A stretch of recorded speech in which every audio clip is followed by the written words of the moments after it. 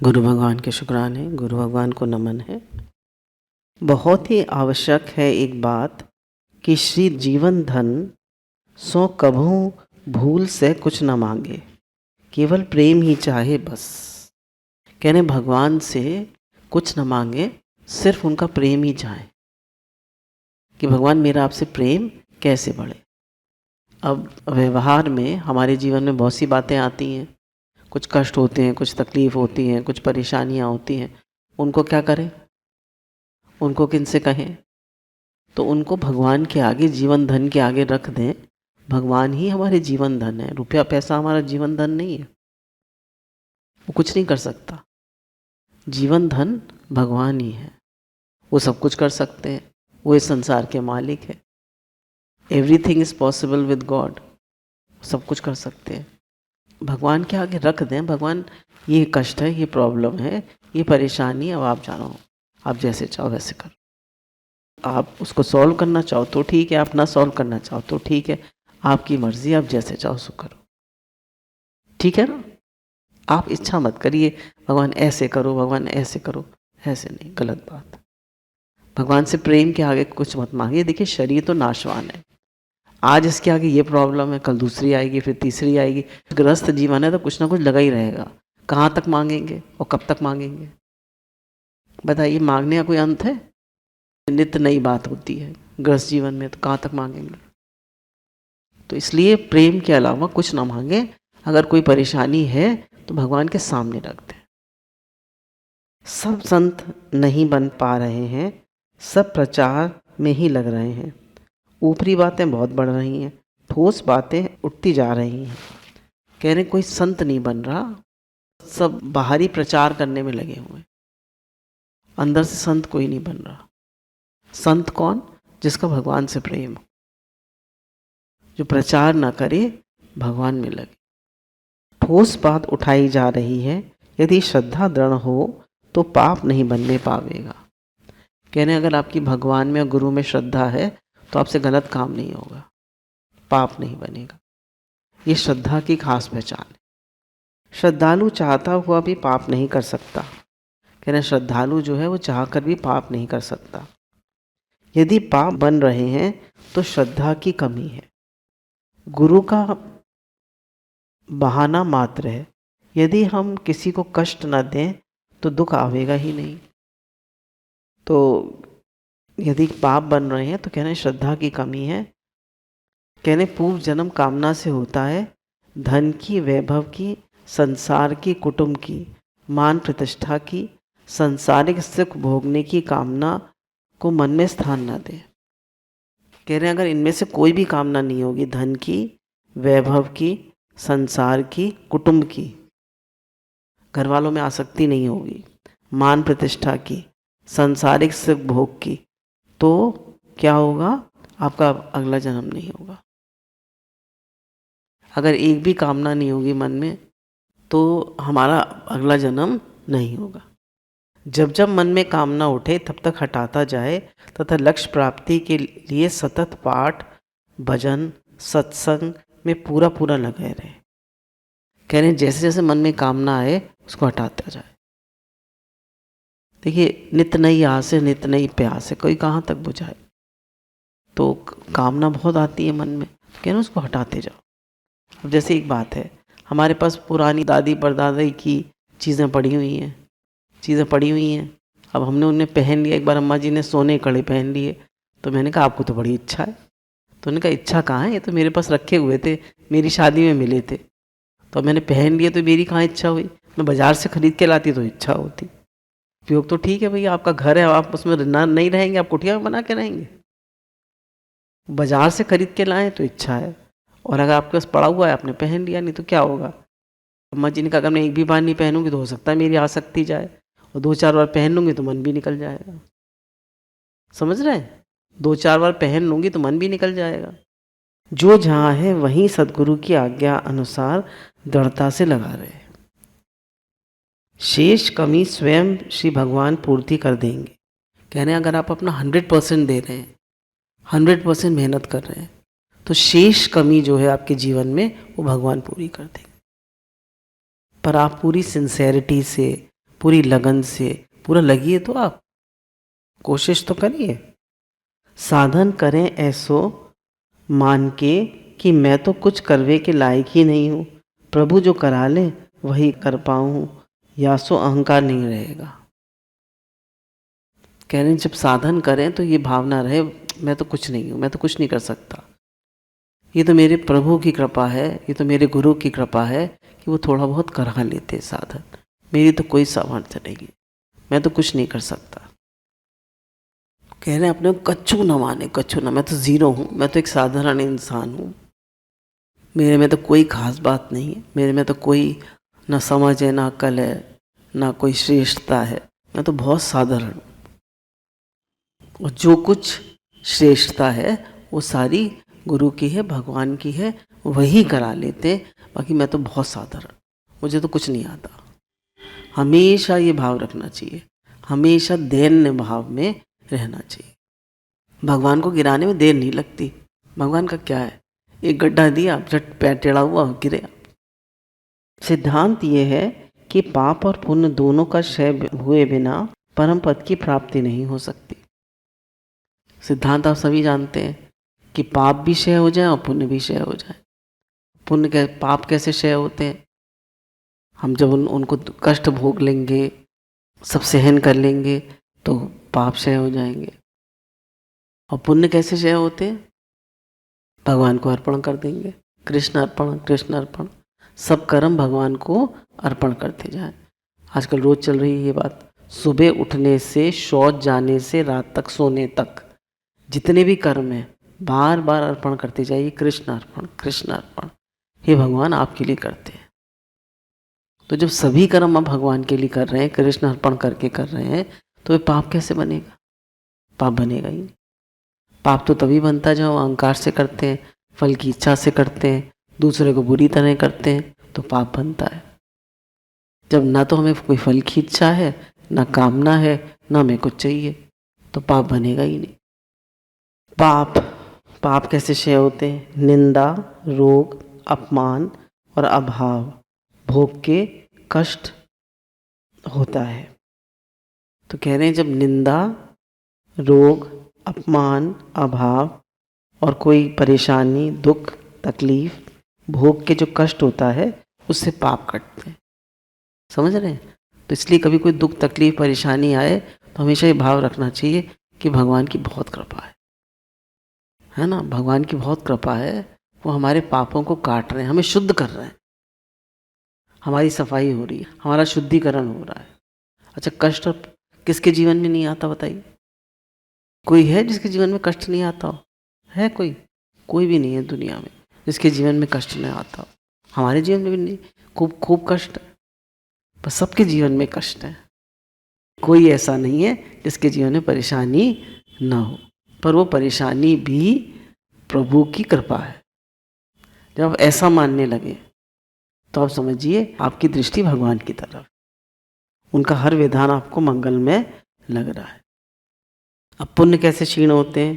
प्रशंसा से, सुख से, सुविधा से, सम्मान से, पूजा प्रतिष्ठा से नष्ट होते, पुण्य नष्ट होते। देखिए, प्रशंसा से, सुख से, सुविधा से, सम्मान से, पूजा से, प्रतिष्ठा से नष्ट होते। आपकी खूब पूजा प्रतिष्ठा हो, कम मान सम्मान मिले आपको, भाई या तो आप गुरु को रिडायरेक्ट करते जाइए, अपने में कुछ मत मानिए, तब तो नहीं नष्ट होंगे, ये तो आपके सारे पुण्य खा जाएंगे। भगवत अर्पण, गुरु अर्पण एक ही बात है। एक भक्त रामचंद्र थे, भगवान के प्रेम में बहुत विफल हो जाया करते थे, खूब भगवान की सेवा पूजा करते, भगवान का खूब कीर्तन करते, और जब वो कीर्तन करते थे तो नाचने लगते थे, जैसे मीरा नाचने लगती थी ना, देह की सुधि भूल जाते हैं तो नाचने लगते थे, नाचते नाचते बेहोश हो जाते थे। तो कुछ लोग थे वो समझते थे कि मतलब ढोंग करता है।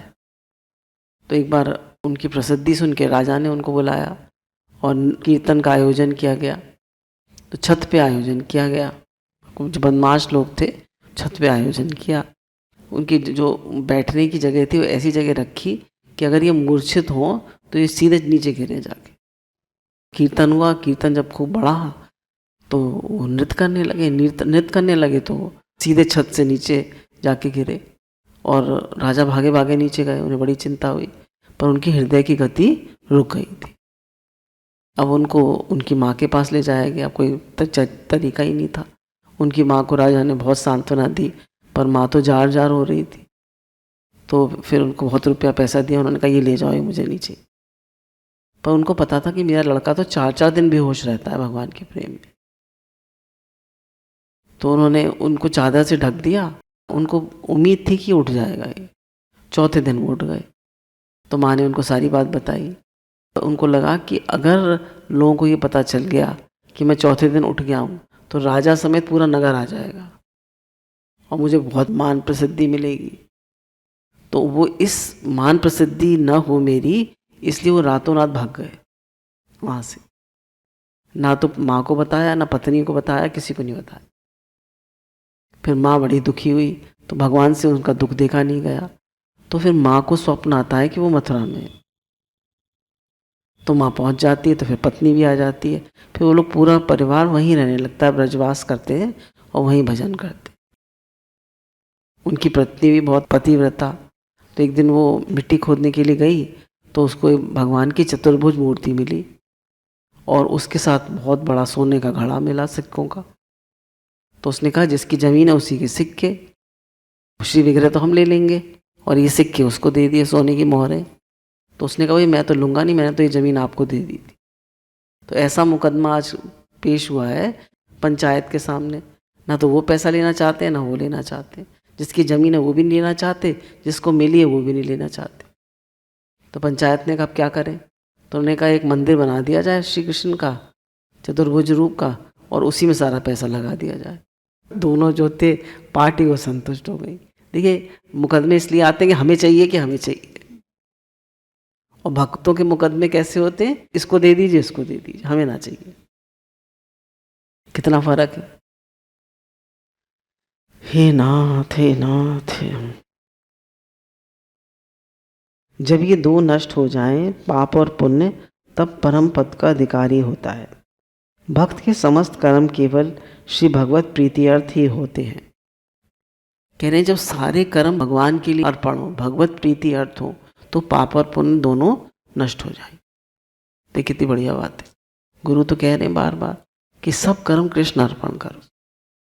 उससे क्या होगा, पाप और पुण्य दोनों नष्ट होते जाएंगे। ना पाप बनेगा ना पुण्य बनेगा। ना वासो पाप ही बने हैं, ना पुण्य प्राप्ति की भावना से कोई काम करे। ये एक्चुअली पूरी ब्रजभाषा में ये किताब, कोशिश करती हूँ पर कुछ कुछ ब्रजभाषा निकल जाती है।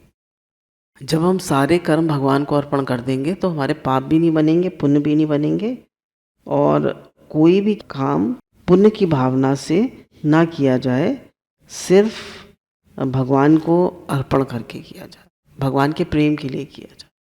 थोड़े ही पाप बनेंगे तो दुख अथवा नरक भोगना पड़ेगा ही। यदि पुण्य बनेंगे तो उसके परिणाम स्वरूप सुख या स्वर्ग भोगना जाना ही पड़ेगा। कह रहे थोड़ा भी आप किसी को दुख देंगे तो पाप बनेगा और दुख भोगना पड़ेगा, और थोड़े भी पुण्य करेंगे तो सुख भी भोगना पड़ेगा। सुख तो सबको अच्छा लगता है हैं? सुख किसको अच्छा नहीं लगता बताइए? सबको अच्छा लगता है। तो कह रहे हैं सुख सोने की जंजीर और दुख लोहे की जंजीर, तो दोनों बेकार है। कह रहे जो भी कुछ मिला है उसको भगवत प्रीति अर्थ अर्पण करते जाएं। भगवान आपके लिए, भगवान आपके लिए। एक एक कदम आपको अर्पण है, एक एक श्वास आपको अर्पण है। पानी का भी घूंट है, पीते हैं तो कहे हे नाथ, हे नाथ। एक एक गस्सा खाते हैं तो हे नाथ, हे नाथ। सब भगवान आपके लिए, कृष्ण अर्पण। भूल जाते हैं बार बार, पर बार बार याद रखिए कृष्ण अर्पण, कृष्ण अर्पण, हे नाथ, हे नाथ, सब आपको अर्पण। कर्म फल मिटाए नहीं जा सके हैं। कह रहे कर्म फल नहीं मिटा सकता कोई, एक बार कर्म बन गए फिर मिटते नहीं हैं। उदाहरण दिया श्री जगन्नाथपुरी के भक्त श्री माधव दास जी का। चमत्कार के चक्कर में ना पड़े, अपने काम में लगे रहें। धाम का वास, श्री सद्गुरु की प्राप्ति, श्री सद्गुरु का दृढ़ आश्रय, ये सब अपने मन को समझा दे। कह रहे हैं अगर हमको वृंदावन का वास मिले, सद्गुरु की प्राप्ति हो, सद्गुरु का दृढ़ आश्रय हो, ये सब मन को समझा दें और बहुत शुक्राना माने कि हमें ये सब गुरु की कृपा से, भगवान की कृपा से मिला है। देखिए, अगर हमको वृंदावन धाम का वास नहीं मिला तो याद कर लिया करिए, चैतन्य महाप्रभु तो पुरी में रहे थे, पर उनके लिए वही वृंदावन था। गदाधर जी के पास वो भागवत सुनने जाया करते थे, तो उसके सामने एक बड़ा सा टीला था, तो उनको वो गोवर्धन पर्वत लगता था चैतन्य महाप्रभु को, और जो वो समुद्र था वो नहीं यमुना जी लगती थी। भगवान कृष्ण का जब उन्हें आवेश होता था तो नहीं समुद्र ही यमुना जी लगता था, कूद पड़ते थे उसी में। तो भावना तो आप कहीं भी बना सकते हैं, पर वृंदावन धाम की भाई महिमा अलग है। पर वृंदावन धाम में भी लोग रह के माला नहीं करते, भगवान को याद नहीं करते, बांके बिहारी के दर्शन करने जाते हैं और वो लस्सी पी के, चाट पकौड़ी खा के, टिक्की फिक्की खा के और आ जाते हैं। तो वो वृंदावन वास थोड़ी ना हुआ। बिना गुरु के धाम की महिमा भी समझ में नहीं आ रही। इंद्रियों का आहार न देवें सो मन दुर्बल हो जाएगा।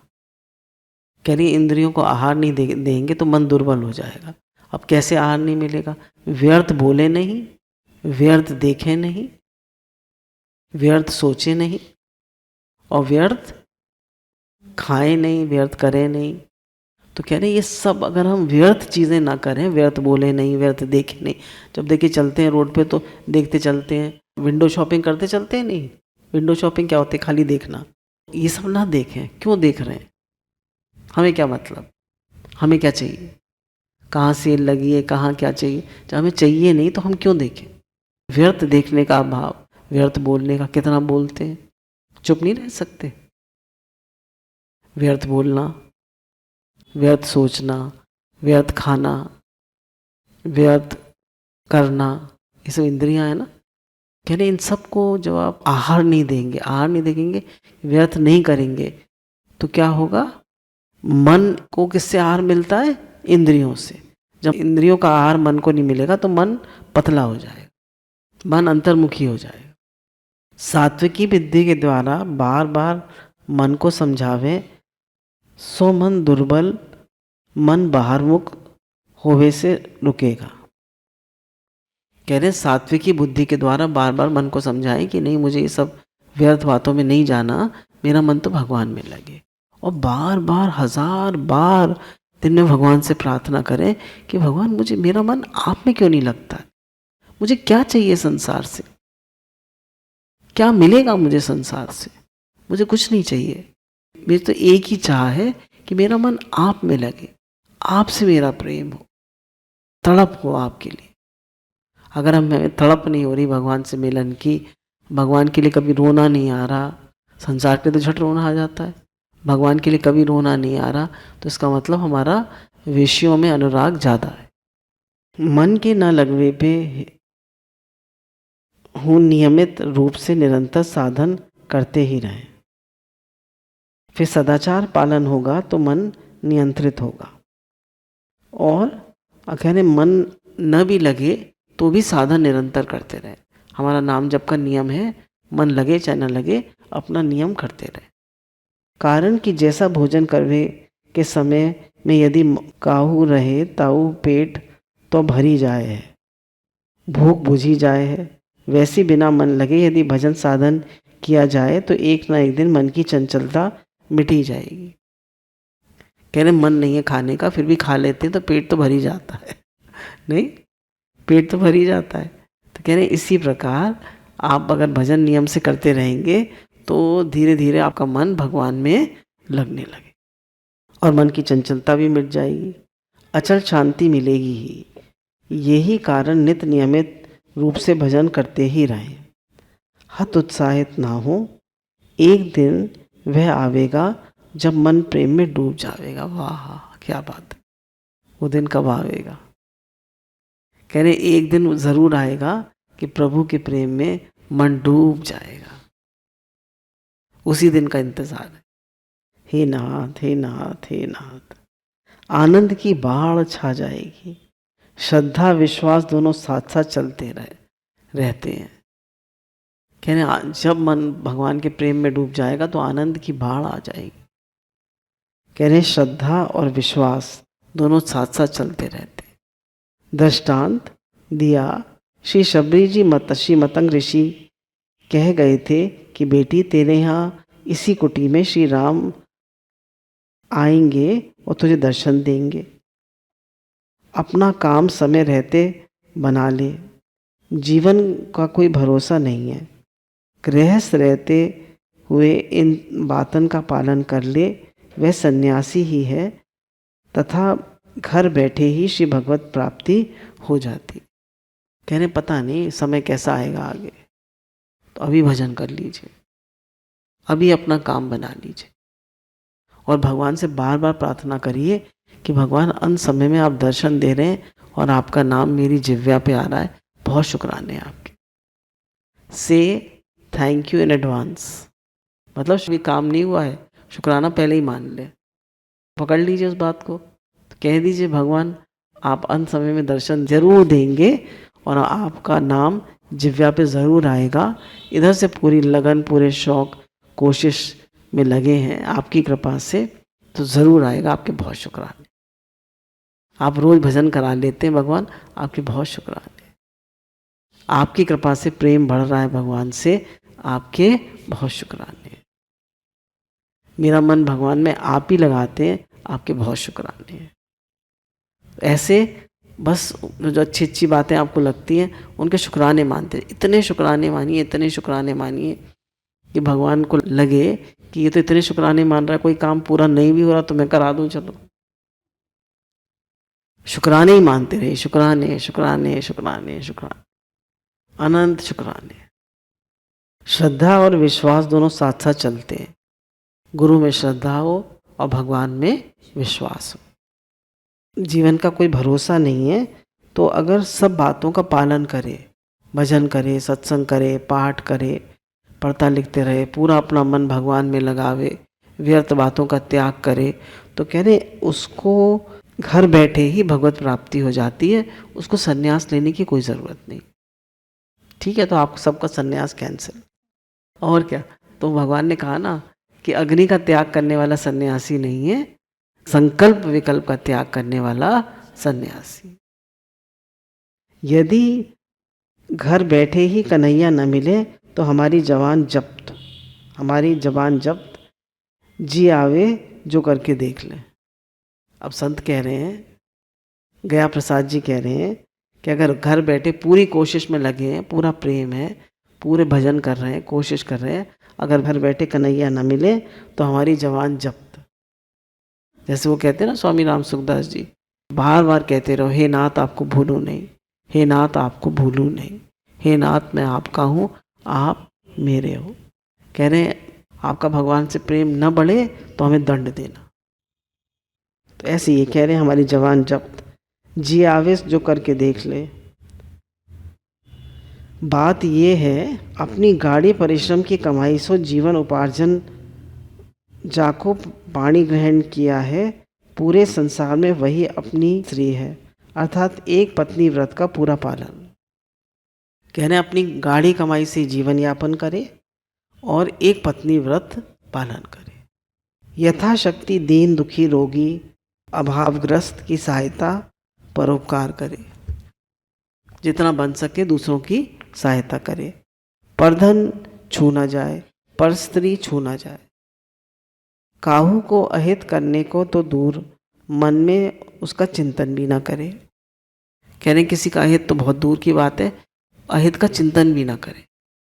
किसी के लिए अशुद्ध भाव तो मन में आए ही ना। तथा न काहू को अहित करने की सलाह ही दे, काहू महापुरुष का दृढ़ आश्रय। साथ ही इनके आज्ञानुसार कुछ थोड़ो सो भजन, श्री गुरुजन की सेवा, गुरुजनन की सेवा। कह रहे गुरु की आज्ञानुसार भजन करे और गुरु की सेवा करे, सत्यता का पालन करे। यदि ये बातें पालन की जाएं तो सहज में ही सब खेल बन जाता है। क्या क्या बताया? सच्ची कमाई से जीवन यापन करे, पर स्त्री को छुए ना, किसी का अहित ना करे, कहीं किसी के अहित के बारे में सोचे भी ना, महापुरुष का दृढ़ आश्रय ले, उनकी आज्ञा अनुसार चले, भजन करे, गुरु की सेवा में रहे, सत्य का पालन करे। तो कह रहे हैं अगर ये सब बातें करेगा तो उसकी सहज ही खेल बन जाए। मुमुक्षु साधक को चाहिए कि वह कोई काम बंधन को नहीं करे। यदि ऐसा करा तो संसार में फिर आना पड़ेगा। जैसे एक एग्जाम्पल लेते हैं, हमने कहा कि भाई हमें गरीब बच्चे का जब तक वो पढ़ के कमाई नहीं कर लेता तो हम उसकी रिस्पॉन्सिबिलिटी लेते हैं, ठीक है, उसको पढ़ाने की। ये एक अच्छा काम है, बुरा काम नहीं है। अब हम बंध गए नहीं, क्या करना चाहिए? इस साल इस बच्चे की पढ़ाई की फीस हमने दे दी, आगे हम जैसा भगवान कराएं, बंधे नहीं। मतलब ऐसा नहीं करने की भावना नहीं है, हम तो चाह रहे हैं भैया पढ़ लिख जाए, अपने पैरों पे खड़ा हो जाए, हमारी भावना तो यही है, पर हम बंधे नहीं कहीं भी। जैसे आपको एग्जाम्पल दें, एक बार एक महात्मा जी का शरीर शांत हो गया था, तो दूसरे उनके जो गुरु भाई थे तो एक दिन जा रहे थे, तो उन्होंने देखा जिनका शरीर शांत हो गया वो चले आ रहे हैं उनके सामने, तो डर गए। बोले डरो मत, मैं वही महात्मा हूँ। और उन्होंने कहा आपकी मुक्ति नहीं हुई, आपने तो इतना भजन किया था। तो बोले कि मैंने संकल्प करा था कि मेरे उसके नीचे आले में ईंट के नीचे 2.5 रुपये रखे, और समझिए 2,500 रखे। तो मैंने सोचा था इसका भंडारा करूँगा, मैं कर नहीं पाया, तो अब मुझे आना पड़ा। अब तुम इसका भंडारा कर दो। अब हमने तो संकल्प कर लिया कि हम उस बच्चे को पढ़ाएंगे, तो अब तो हम तो बंध गए ना। इस साल आप फीस जमा कर दीजिए पूरे साल की, अगले साल देखेंगे जैसा भगवान कराएंगे। हो गई तो हो गई, अब ना हुई तो कहने कोई काम ऐसा ना करें जिसमें आप बंध जाएं। यदि ऐसा हुआ तो संसार में फिर आना पड़ेगा। प्यासे को जल पिलावे दे, परंतु प्याऊ न खोले। कह रहे प्यासे को जल पिला दे पर प्याऊ न खोले, भूखे को रोटी खवाए दे परंतु अन्न क्षेत्र न खोले। सतत सावधान रहे, किसी प्रपंच में न पड़े। अपने सो कोई पाप बन जाए तो श्री भगवान सो दंड भोगने की प्रार्थना करे, क्षमा न मांगे। कहने किसी प्रपंच में न पड़े, भजन करे, भगवान से प्रेम बढ़ावे, ज़्यादा सत्कर्म के चक्कर में न पड़े। अपनों से कोई पाप बन जाए तो भगवान से दंड मांगे, क्षमा की प्रार्थना न करे। पूर्ण समर्पण के साथ भाग्य विदा है जाए है। जीव मुट्ठी बांध के आवे और खोल के जाए है। इसका अर्थ है जो कुछ कमा के लाया हो वह सब यह संसार में खोए के गंवाए के ही जाए है। कह रहे हैं अगर हम भगवान के प्रति पूरा समर्पण करते हैं तो हमारा सब कुछ यही निबट जाता है। कह रहे हैं मुट्ठी लेकर आता है, अपनी प्रारब्ध लेके जाता है। जब बच्चा आता है मुट्ठी बंद करके आता है ना, और जाता है तो सारा जितना भी लेकर आया था अपनी प्रारब्ध यहाँ गंवा के जाता है, हाथ पसार के जाता है। मुट्ठी बंद करके आता है और हाथ पसार के जाता है, कुछ भी साथ लेके नहीं जाता। इसलिए जो कुछ है सब यही कृष्ण अर्पण करके चाहिए। तेरा तुझको अर्पण क्या लागे मेरा। धामवास तथा श्री सद्गुरु प्राप्ति करके ही लोग प्रपंच में ऐसे फंसे रहे हैं, जहाँ सो चले हो थाते आऊ वहीं के वहीं है। आज भी वहीं के वहीं लोग कह रहे हैं धामवास भी मिल गया, सद्गुरु भी मिल गए, पर भी जहाँ से चले थे वहीं की वहीं है, जरा भी उन्नति नहीं करी। हमारे तो हाल ऐसे ना है, तो कह रहे हैं उन्नति करिए। उन्नति क्या है? राग द्वेष छूटे, पाप छूटे, गलत काम ना होवे, भगवान से प्रेम बढ़े, जो भी कर्म करें सद्गुरु को अर्पण करके करें। यदि अपना काम पूरा नहीं करेंगे तो अपराध बनेगा ही। जो काम करें पूरी सत्यता से, पूरी तत्परता से करें, कामना वासना छू ना जाए तथा अपने मन सो ना करें। गुरु भगवान इसमें कह रहे हैं कि जो काम करें पूरी सत्यता से, पूरी तत्परता से करें, कामना वासना छू ना जाए और अपने मन की ना करें। अपने मन की ना करें मतलब जो मन में आया सो कर रहे हैं। आज मन में आ रहा है बताशे खा लें पानी, तो बताशे खाने चले गए। आज मन में आ रहा है कचौड़ी खा लें, तो कचौड़ी खाने चले गए। अरे मन तो पागल है। कामना वासना छू न जाए, काहू महद आश्रय सो उनके आज्ञा के अनुसार ही करें, तभी उत्थान हो सकेगा। माया सो महादाश्रय ही बचा सके। यानी गुरु की आज्ञा से जो करेंगे उसी से ही बच पाएंगे। कह रहे सिद्धों के सिद्धन तक पे हाथ मारे हैं, प्रपंच तथा व्यर्थत्व को अवकाश ही न रहे। जब अकेले एकांत में रहें तब श्रीमद् भगवत स्मरण भजन ही करें, जब दो चार होएं तब श्री भगवत गुणगान करें, और जब काहू संत के समीप होवे तो श्री भगवत चर्चा सुने। क्या बात बताई इन्होंने। निरंतर साधन में लगे रहें, प्रपंच और व्यर्थ बातों का अवकाश ही ना रहे। टाइम ही नहीं है हमारे पास बेकार की बातों का। अब कोई बहुत बीमार होता है तो क्या जाता है, वो याद कर रहे हैं, और जाने का टाइम ही नहीं है किसी के पास। कुछ भी करने का टाइम ही नहीं है। हमारा जो शेड्यूल है वो इतना जैम पैक्ड है। जब अकेले एकांत में रहें तो भगवान का भजन करें, जब चार लोग होवे तो सत्संग करें, और जाओ किसी संत के पास जाएं तो सत्संग सुने। गुरु भगवान के अनंत अनंत शुक्राने।